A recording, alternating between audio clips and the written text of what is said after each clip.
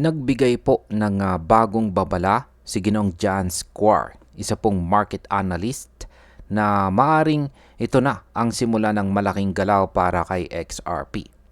Matapos pong makita ang breakout sa isang descending triangle pattern, umakyat po ang presyo ng XRP at nakikita ng maraming traders na posibleng ito na ang bagong bullish momentum.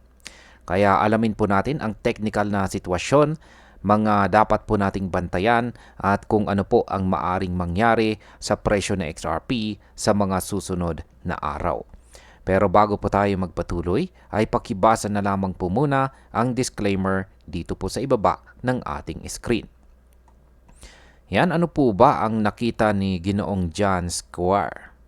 Yan, sa kanyang post po rito sa X, yan ay sinabi niya, bullish XRP is breaking out of this descending triangle. Eyes on the next move, this could be the start of something big. Ayan po yung kanyang ibinahaging chart dito at kitang-kita nga po natin na nagkaroon na ng breakout sa upper portion ng kanyang nakitang pattern dito. Ayan. Sinabi po niya na bullish na po ang galaw ni XRP matapos po itong makalabas sa descending triangle pattern na ito. Ayan po yung binubuo ng dalawang kulay blue na linya rito. Isa po itong classic chart setup na madalas pong makita kapag bumababa ang presyo pero may nabubuong pressure bago ang isang breakout. Kaya sa market impact, kapag matagumpay po ang breakout sa ganitong pattern, madalas itong nagiging simula ng malakas na pag-akyat. Kaya marami pong traders ang nagiging excited at pumapasok sa market. Ngayon ay ano naman po ang kalagayan ng presyo ngayon?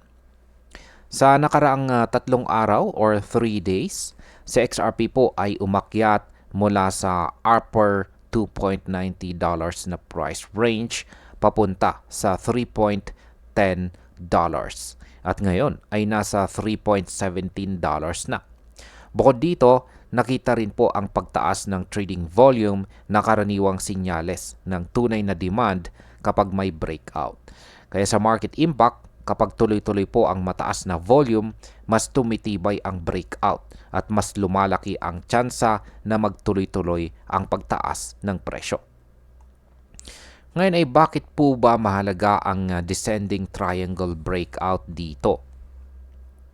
Karaniwan ang descending triangle ay bearish pattern. Pero kapag nakalusot po pataas ang presyo, ito ay nagiging malakas na bullish reversal pattern. Ayon po sa mga analyst, ang unang target ng presyo ay nasa $3.60 at posible pong umabot pa sa mid $3 na range kung hindi po hihina ang momentum. Kaya ang market impact po dito ay kung maabot po ni XRP ang $3.60, mas maraming traders ang maaaring pumasok at dagdagan ang demand kung saan ay maaari pong magtulak kay XRP sa mas mataas pang mga presyo. At ayan, bilang mga investors ay ano po ang dapat nating bantayan dito?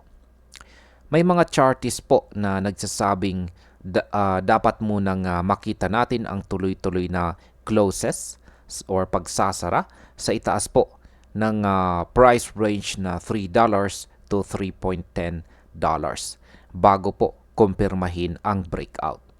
Dagdag pa rito, may mga ulat ng pagtaas ng exchange reserves na posibleng sinyales ng pagre-ready ng mga malalaking holders na magbenta at saka mag-take profit. Kaya sa market impact, kapag nagbenta po ang mga malalaking holders, maaari po nitong hadlangan ang pag-akyat ng presyo at magdulot ng pullback pabalik sa presyong $3 bilang support area. At ayan, bilang panghuli, ang opinion ko naman tungkol dito ay exciting po ang galaw ni XRP ngayon. Pero dapat po tayong manatiling maingat bilang mga traders at investors.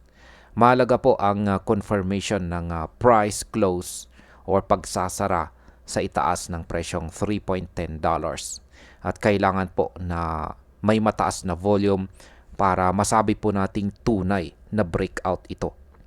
Kung magtagumpay ito, malaki po ang chance na makita natin ang bagong rally na maaari pong umabot sa presyong $3.60 or baka mas mataas pa. Pero kung bumagsak po siya ulit pabalik sa ilalim ng $3 na presyo, dapat tayo po ay maging handa dahil maaari pong balikan ni XRP ang presyong $2.90 at masisira po ang kanyang bullish momentum.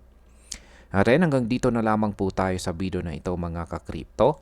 Marami pong salamat sa panonood. Ingat po tayo lagi at God bless po sa ating lahat.